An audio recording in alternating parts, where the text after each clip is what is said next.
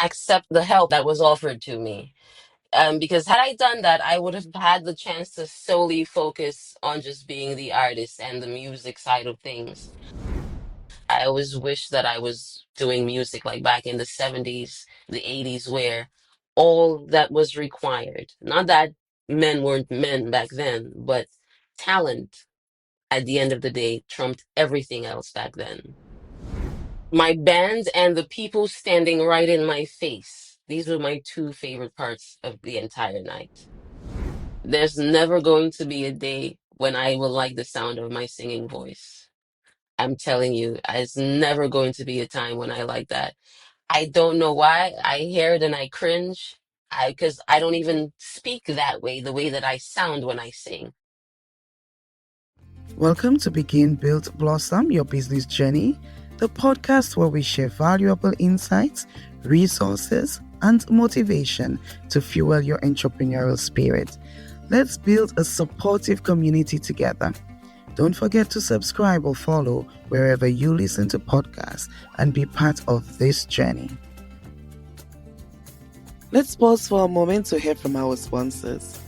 You've built a name for yourself through hard work and dedication, but does managing the business side feel like a distraction from your true passion? Are you dealing with unmanaged finances? CME Accounting LLC is here to help. We specialize in organizing your financial records, allowing you to focus on what you do best. With organized books, you'll have more time for what inspires you. Whether that's expanding your influence, building relationships, or simply enjoying life. Don't let unmanaged finances hold you back. Reach out to CME Accounting LLC today and let us help you thrive. Visit our website www.cmeaccountingllc.com or email us at admin@cmeaccountingllc.com. All right, let's jump back into our conversation. Good day and welcome to another episode of our podcast, Begin, Build, Blossom Your Business Journey. And today we have with us Laydy Stone. If you remember, Laydy Stone was on an Spotlight segment and she was preparing for her concert. Laydy Stone, welcome and how are you? Hi, thank you for having me again. I'm great, sis. How are you? Good, good. I'm just realizing I did not even introduce you because because you were Yeah, they know me already. all right. Well, let me just put that in. Lady Stone is a singer-songwriter with a passion for reggae music. And Lady Stone recently had a concert, an intimate concert with Lady Stone. And Lady Stone, I'd love for you to tell us how that went. Oh, sis, despite the several hiccups, which were mostly due to my fault and my own pride of not wanting to accept help and, do everything your own, despite all these things, it was wonderful. I mean, my band and the people standing right in my face. These were my two favorite parts of the entire night. Yes, I remember recorded the segment. You said that one of the things you look forward to was just being close and having people be close to you, and so everybody can have access to you. So, Yes, yes. yeah, I know you did mention that. So it looks like it worked out in that regard. And it did. For musically, definitely it worked out musically. The other things were just, it's like a learning experience. It was my first anything. So I learned so much of what not to do again. But even with that, it was beautiful. It was really a wonderful time. Great. And what's one of the biggest things you'd say as something you do differently next time? Accept the help that was offered to me. Because had I done that, I would have had the chance to solely focus on just being the artist and the music side of things. But I had my hands in so many different pots just because I wouldn't accept it. And I had the help being offered. So that is literally the biggest thing I would change. Accept help. I totally get that because just as entrepreneurs in general, we tend to wear all those hats and it's kind of hard to let it go and delegate. So definitely something we all learn along the way. So that is a good lesson to learn. Absolutely. Absolutely. Hopefully you don't have to learn it again. Yes, and hopefully that was not your last concert. I'm hoping we'll be hearing about more. Absolutely not. Okay, great. Yes. All right. So let's move to our rapid fire segment. Can you tell us two words? One word that you'd use to describe yourself now, and one you would have used to describe yourself as a child. Oh man, that is. I have never been asked that. Man, okay, sis, way to stun me. I would say right now, hungry. And what I mean by that is I'm just hungry for that feeling that I get when I perform music and when I share music, my music with people and just talk about it in general. There is a hunger that's just never satisfied. And that's how I would describe myself right now. As a kid, ooh, that's a tough one. There are so many words I could use as a kid, but I would say a wanderer as a kid because I was always looking and searching for a place where I belong or just, always searching for that next thing or that next thrill to get in trouble with it and whatnot. I would say a wanderer. Yeah. Okay. Well, thanks so much for sharing that with us. And the flyer for your concert, I saw that you have a name on there. And you mentioned that it's your independent record label. So can you tell us the name and tell us a little bit more about how that started for you? Sure. So it's How Records, and it's an acronym for Helen of the West Records.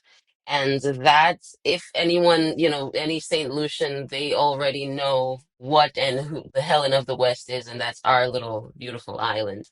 And the history behind that is the Trojan War that was fought over Helen of Troy. So, likewise, we had the British and the French fighting over us for several years, and so we basically became the Helen of the West Indies. So, in honor of my land of birth, being a child of the soil, I wanted to come up with something that represented what I thought I am and what I would like for the world to see me as an artist. That yes, I sing, I write, I do this, but I do all these things and I'm from St. Lucia. Great. And you release your music through Yes. okay, through this label. Okay. Thanks so much for sharing that. And what were you doing before you were doing what you do now?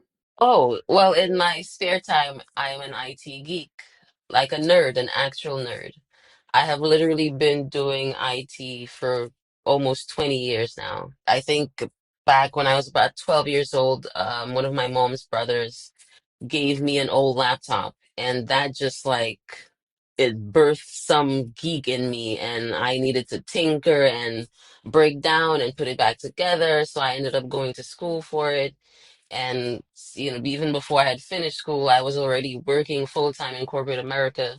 So I have so many years under my belt, even at 37 in IT. But yes, that is what I do when I'm not doing music, information technology. And so are you doing anything full time? Tell me more about how it fits into your your world. Sure, sure. Well, I got injured about 2.5 years ago. I tore my ACL. And so I had to kind of stop work for a while and whatnot. And that the whole recovery process kind of forced me to focus more on music.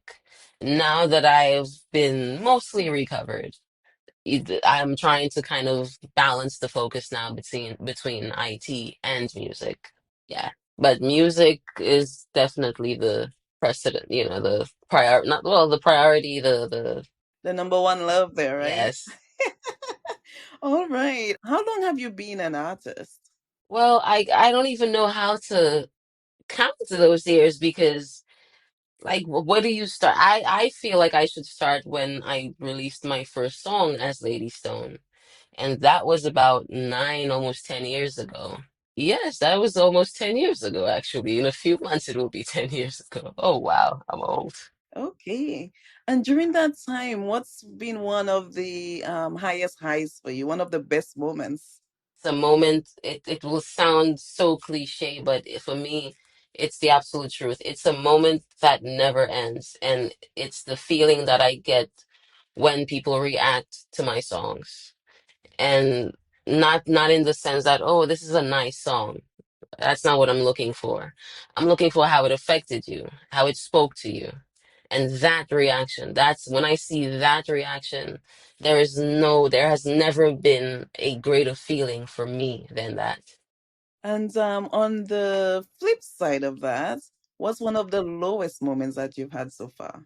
Some people might know, I think my lowest moment, I would say an A and B answer. A, I had my songs, stolen basically by an established artist some years ago, and it led to a whole bunch of things, both good and bad. They do say every disappointment is a blessing. So that, happening to me kind of made me known on the, scene, if you will. And the second thing I would say, it's also an ongoing thing. It's the sexism within music. I always say I wish I was born as a man because if I was a male artist trying to I think I would have already been established in everything because no one is trying to violate you in any way as a male. No one is necessarily trying to sleep with you in any way as a male. But as a female, it's like left, right, center, up. It's like everywhere. You can't breathe. It's like all the talent in the world means nothing. It's what can you do for me personally? How wide can you spread your legs? And I hate to say, but it really is the absolute truth.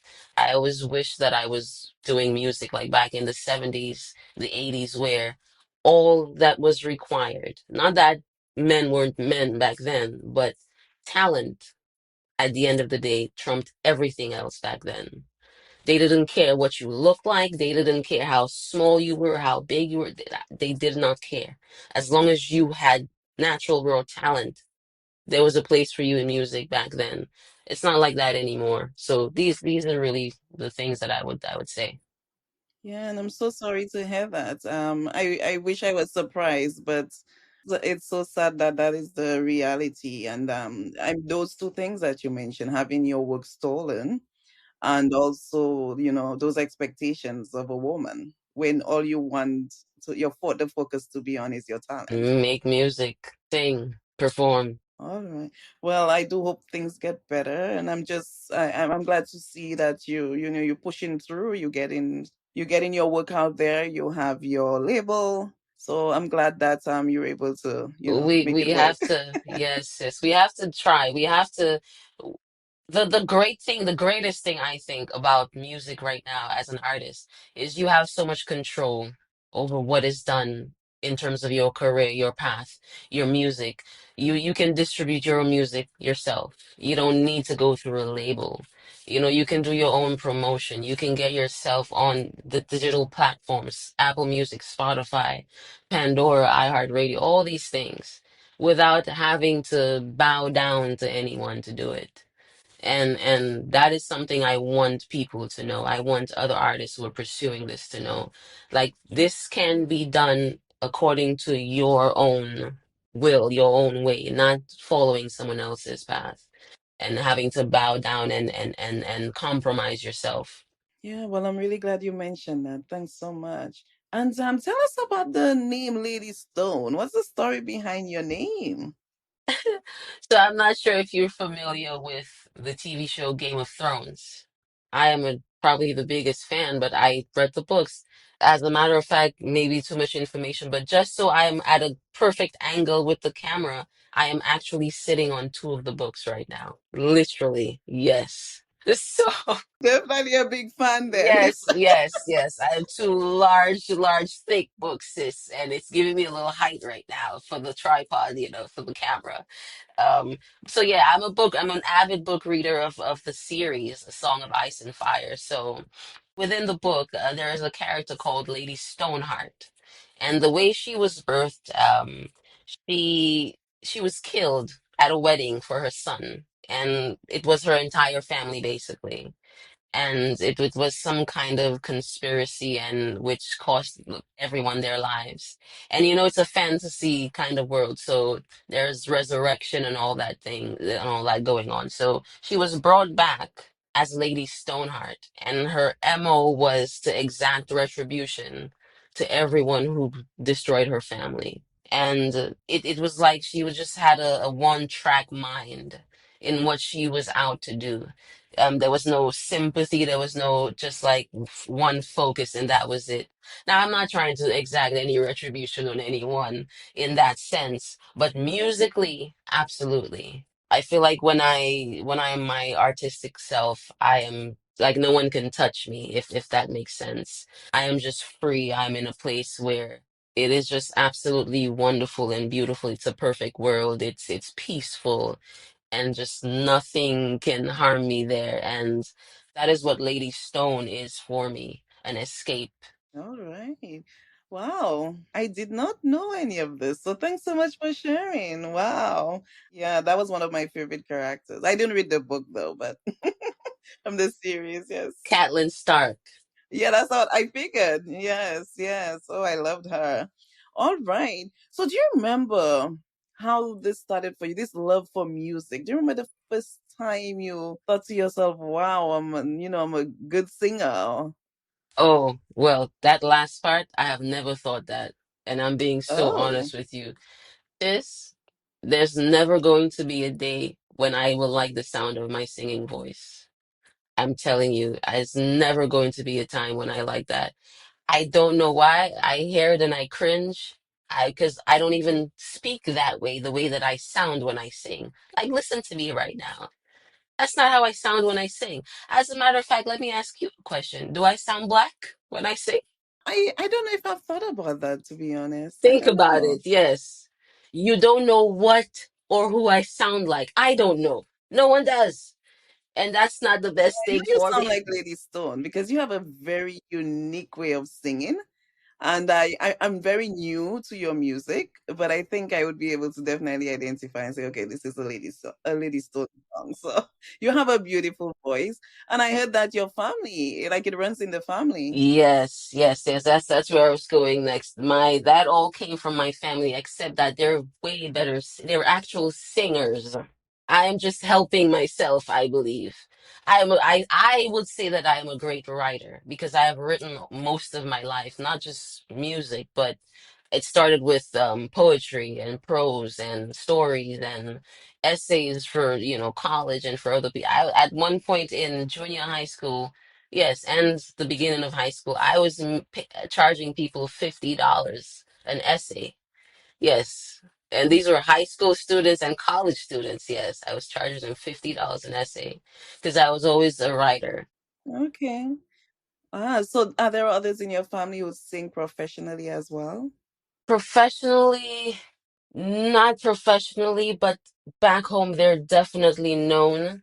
I have an uncle, his name is Gibson, and he is known around the islands for his singing voice. The males in my family, they are the real singers, and everyone will tell you this, will agree with this. On your Facebook page, I saw a video with one of your uncles, and you guys were really singing at, Yes, at the that's my river. favorite uncle. That's my uncle Leuven. And he, oh my goodness, as you heard, he has one of the sweetest voices ever. And my uncle, I think it's funny that you mentioned him because I'm gonna tie him back to the first part of the question. I think my uncle really birthed that passion for music for me when I was a little girl, still back home. And they were very heavily into Rastafari. Um, I would hear them singing every single day, and not just singing, but harmonizing. So it was two uncles of mine, and sometimes there were three of them. And if it was just the two of them, one would take the soprano, the other would take the alto, and maybe the next verse they switch up. And so that's why every single song I've ever done, it has harmony. I don't know how to do a song without harmony because that's how I grew up singing.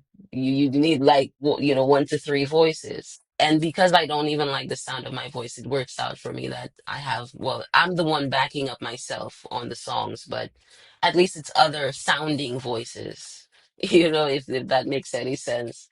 Yeah, and I would hear them singing and harmonizing, and just you could, even now I'm picturing it, and like the joy, the content on their faces when they sang. And it was gospel, it was reggae, whatever was playing on the radio. pop music, love songs, anything that would come to this mind that for that particular day for them. And you would be coming up the street and you could hear them singing. And I never forgot that. And even now, like my uncle is still probably my greatest personal influence. He consistently pushes me, and he's a writer himself too. So, so yeah, yeah, it's a whole family of artists really. But other than I'm singing around the island and whatnot, no one else has really pursued it. But that isn't because the talent isn't there.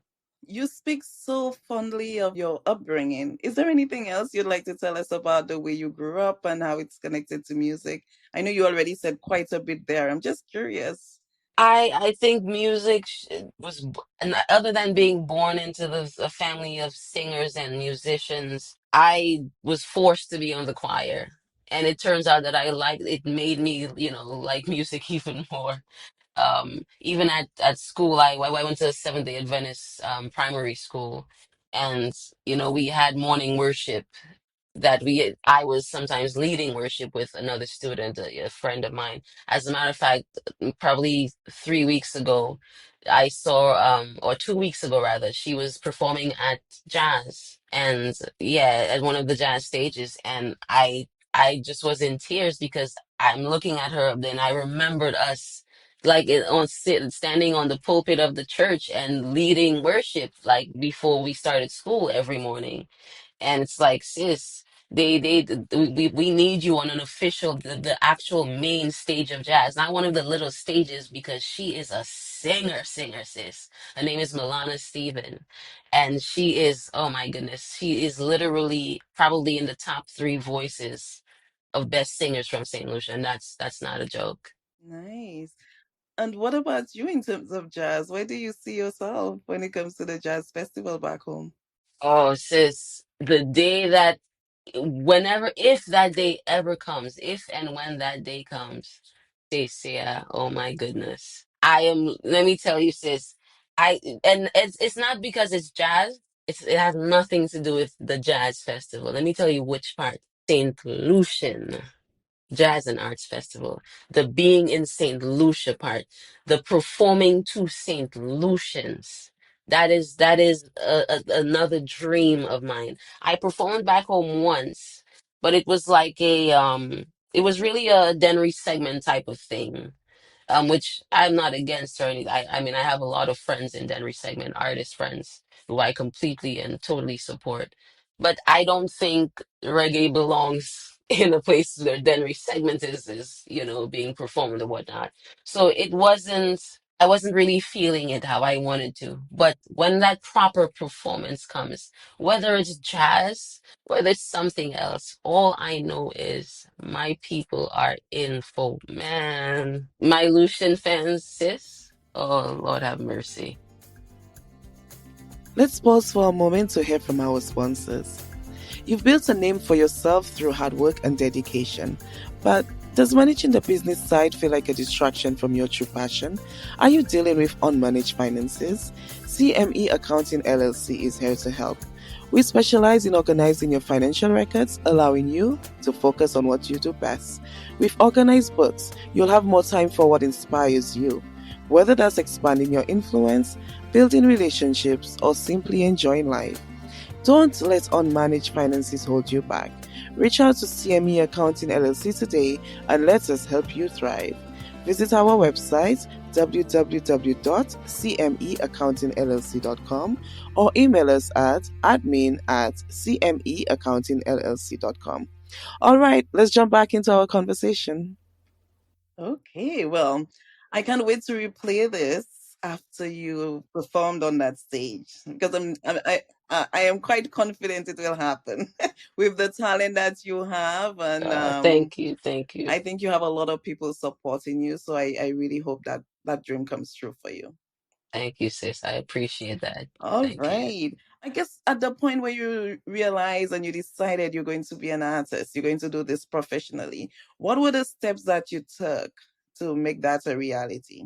Initially, I started off in R&B because I wanted to be all commercial with my music. I hadn't. gone to a place where I really knew my musical self. So it was still almost like a put on for me in the beginning. So I did what the things that you would do in America as an artist trying to make it in the industry. You make some songs, you get on social media, you promote. If you're a woman, you try to be all sexy or whatever. And it's like my heart was not in these things. All I know is when I was doing reggae music, when I wrote a reggae song, everything that I felt was missing before found its way into the mix without me having to do anything but just give into the reggae music. And I think I branched out into it other than making a few songs here and there. And that is how actually my songs got stolen, is me reaching out to and not even expecting any answer, to be honest with you. I had posted a Stare It Up cover that I did called Rock Me Steady back in 2017, right? On Instagram, and I had tagged people like Jack Yor and Taris Riley and Sizzler and some other people, names of the time or whatever.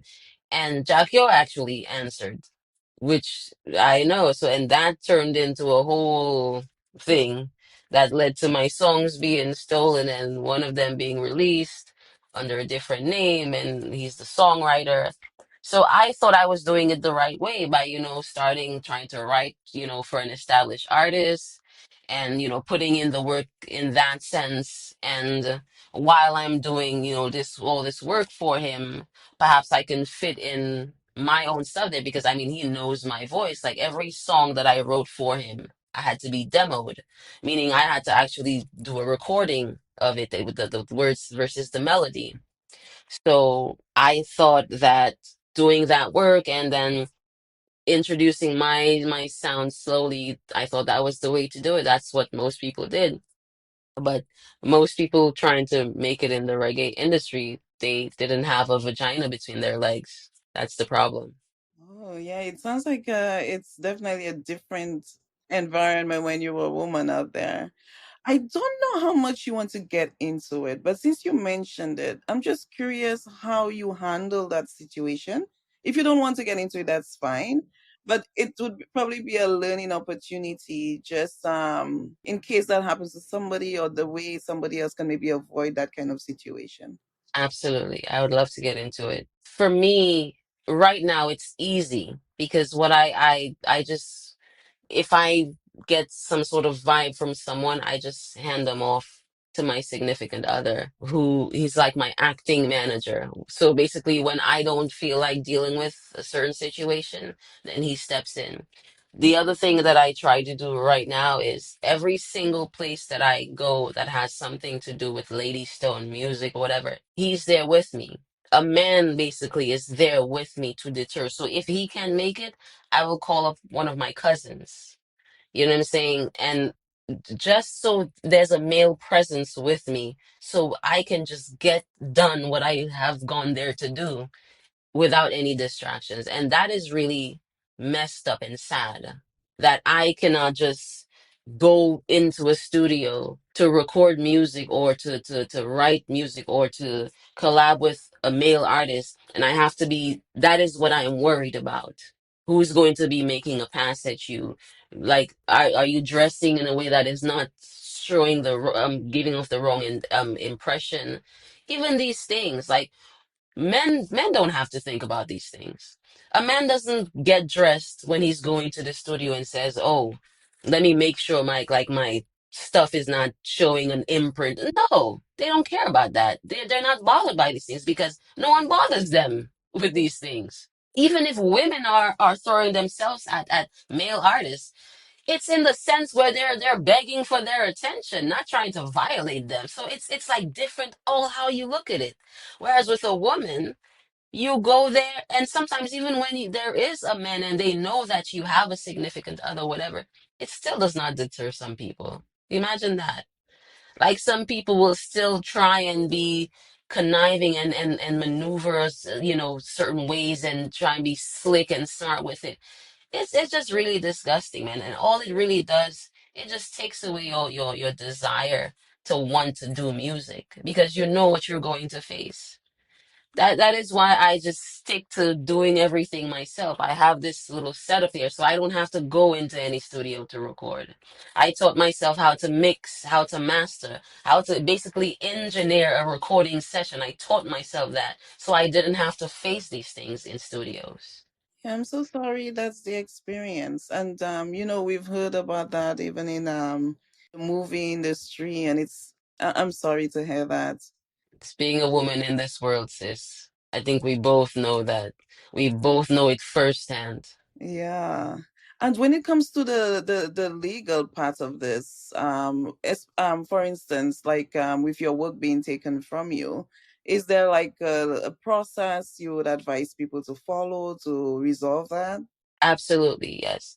I remember probably a month and a half to 2 months ago, I was doing a Facebook Live interview and I spoke about it. And I was saying, no matter what your niche in the industry is, so if you're a songwriter, producer, you just do vocals, you just do beats, whatever it might be, make sure you are completely versed on the specifics of your niche. Meaning, so if you're a songwriter, make sure you know about split sheets. Make sure you know about the different agreements, legal agreements that you can have. So whether you want to do a 50-50 thing, whether you want to do something where you want to share this publishing right with the artist, because some people do that if it's an established, popular person. You might see, like, let's say Beyonce, for example, you might see songs where Beyonce is credited as the songwriter, but she didn't write one word of the song. It's because me, the songwriter, I have chosen to share my publishing with her as compensation because I know that the song, because it's Beyonce, the song will make money. So that's like a trade-off, if you will. So there are different, agreements that you can have legally. Some people will prefer to get paid a particular sum up front. That's how I have been doing it since that thing. I have two ways. 99% of the time, I choose to be paid upfront and just give you a song. Whatever happens, happens. I'm not interested after that. It's my credit. As long as I'm credited, then yeah, I'm paid and credited, fine. If you're an established person, then I have a different agreement with you where there is a sum of money that I get up front and a sum of money that I will continue to get depending on how that song is doing. So royalties, in other words. So, there are a few, these are the things you got to learn and make sure and this information is available online. When I was, going through my situation, well, before I even knew it was going to be a situation, and I was still in the heyday of it and still writing songs for Jackie and whatnot, I don't think that information was as available as it is today. So right now, you can literally go Google if you're a songwriter, a producer, whatever it is you're doing. Just go Google. How do I make a contract as a songwriter, as a producer, whatever, and you will get so much information. And this is information that is free. Even if you have to pay for that information, it is worth it because down the line, you won't have to deal with copyright infringement, your work being stolen.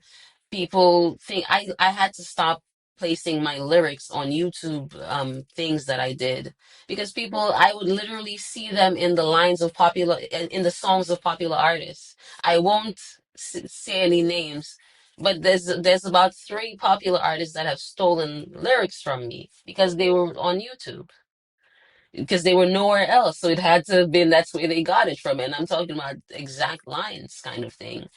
And so it's there's so many ways that right now that you can protect yourself.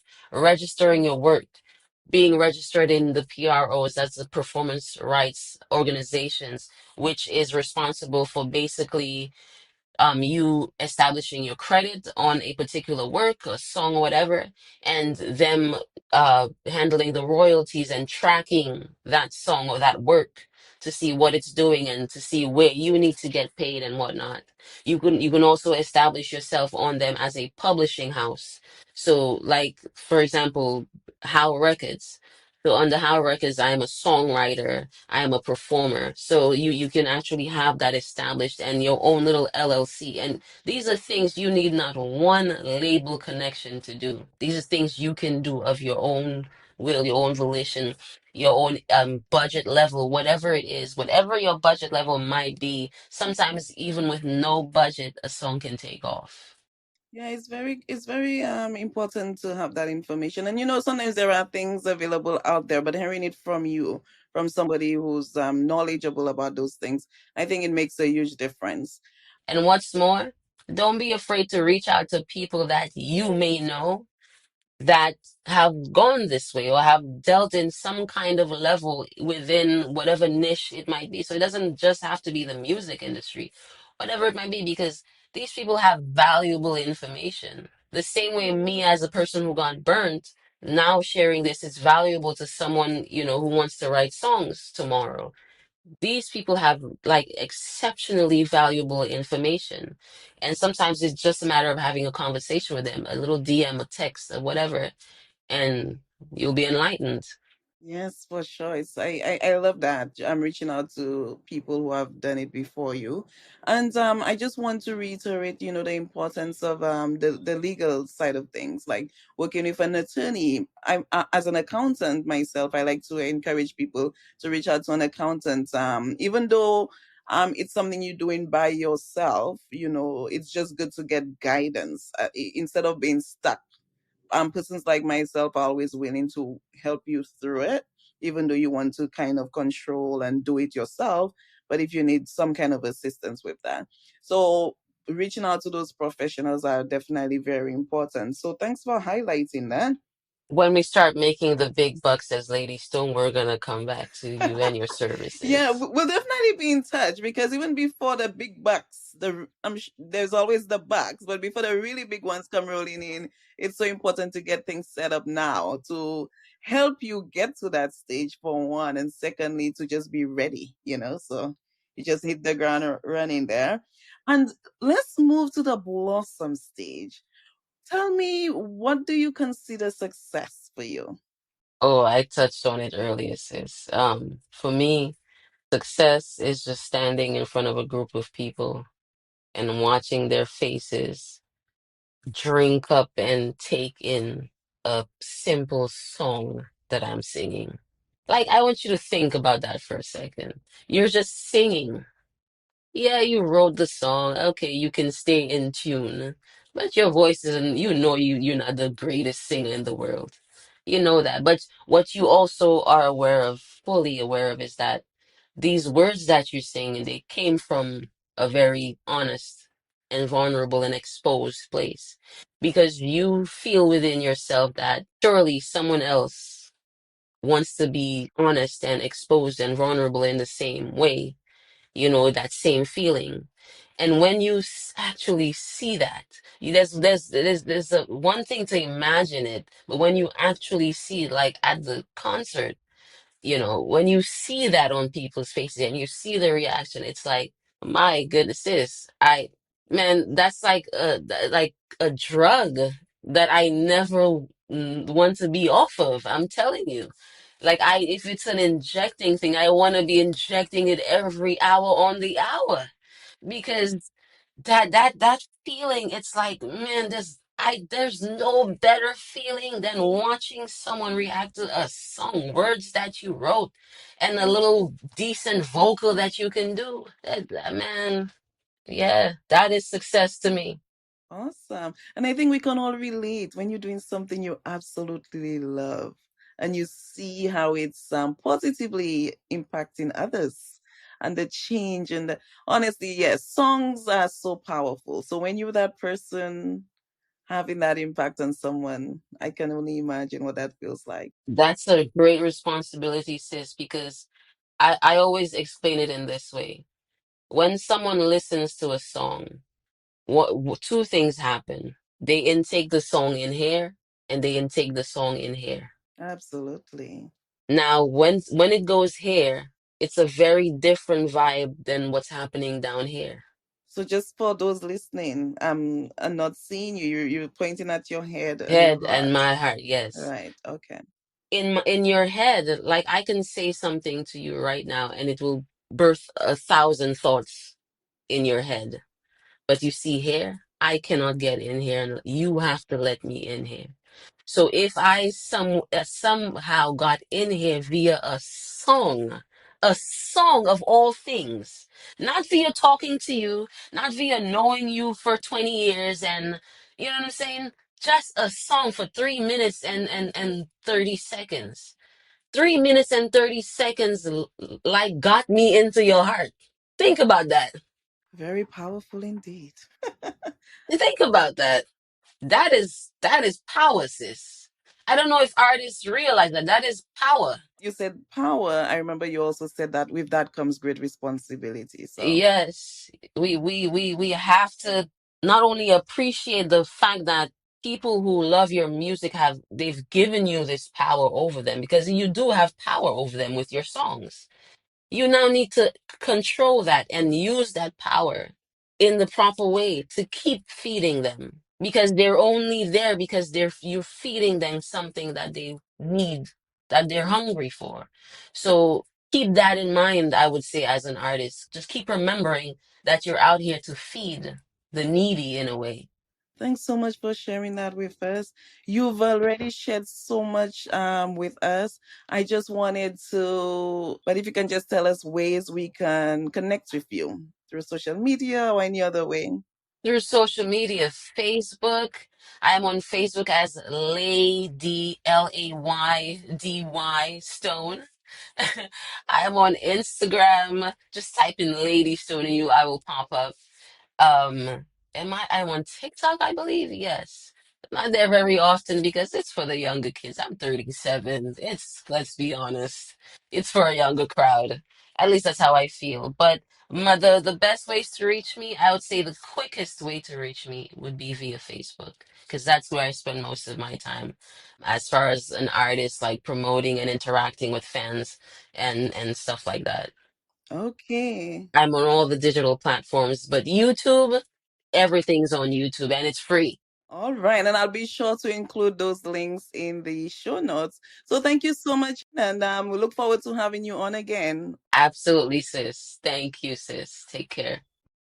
A quick note before we wrap up: the insights and experiences shared by our guests are their own. We love creating space for real conversations about business and growth, and everyone's journey is unique. Therefore, this podcast is for informational and inspirational purposes only. It is not meant to replace legal, financial, or other professional advice. So, we encourage you to take what's useful, do your own due diligence, and build what works best for you. Thank you for listening to Begin Build Blossom. Thanks for listening to Begin Build Blossom Your Business Journey. We hope today's conversation gave you the insights and inspiration you need to move forward on your own path. Don't forget to subscribe or follow wherever you get your podcast so you never miss an episode. Do you have feedback? We'd love to hear from you at podcast@cmeaccountingllc.com. Join us again next week for a new episode.